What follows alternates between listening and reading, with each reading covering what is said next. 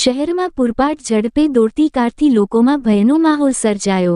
શહેરના મુખ્ય માર્ગ પર કારચાલકે અનેક વાહન અને લોકોને અડફેટે લીધા। ઇજાગ્રસ્તોને તાત્કાલિક હોસ્પિટલ ખસેડાયેલ। અનેક વાહનોને આ કાર ચાલક નબીરાઓએ હડફેટે લઈ વાહનોને ભારે નુકસાન પહોંચાડ્યું। નશાની હાલતમાં કાર ચલાવતો કારચાલક પોલીસને જોઈ ભાગવાનો પ્રયાસ કર્યો। રોડ ઉપર ફિલ્મી દ્રશ્યો સર્જાયા। કાર ચાલકે ફૂલ સ્પીડમાં કાર ચલાવી ભાગવાનો પ્રયાસ કર્યો।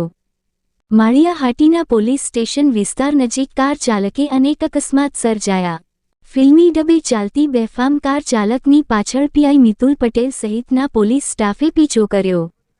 આશરે 10 કિલોમીટર કારનો પીછો કરી કાર ચાલક સહિતને ઝડપી પાડ્યા। આરોપીઓને ગણતરીના મિનિટમાં ઝડપી પાડ્યા। ઘટના બાદ પોલીસ સ્ટેશન બહાર લોકોના ટોળા ઉમટ્યા। પોલીસે આરોપીઓ પાસે જાહેરમાં માફી મગાવી। લોકોએ કડક પગલાં લેવાની માંગ કરી।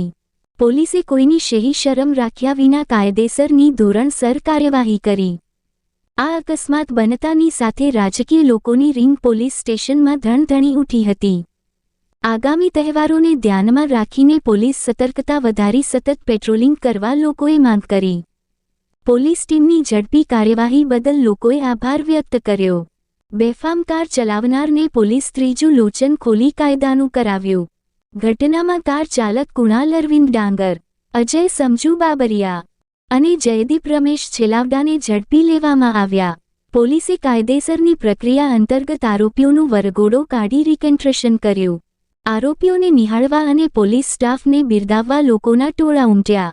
રિકન્સ્ટ્રક્શન કડક પોલીસ બંદોબસ્ત વચ્ચેમાં પીઆઈ મિતુલ પટેલ, એએસઆઈ પાચા કરમટા, નિલેશ ડાંગર, હરેશ મુછાળ, પ્રવીણ વાડેર, રાજુ વાડેર, મિલન ઝાલા સહિતનો પોલીસ સ્ટાફ જોડાયો। આરોપી સામે કડક વલણ અપનાવતા પોલીસની લાલ આંખ જોઈ નબીરાઓમાં ગભરાટ ફેલાયો। ઘટના બાદ યુવા વર્ગમાં પૂરપાટ ઝડપે વાહન ન ચલાવવાના જોખમ અંગે કડક ચેતવણી આપી। પોલીસની આ ઝડપી કાર્યવાહીને લઈ લોકોએ પોલીસની કામગીરીને બિરદાવી। રિપોર્ટ પ્રતાપ સિસોદિયા।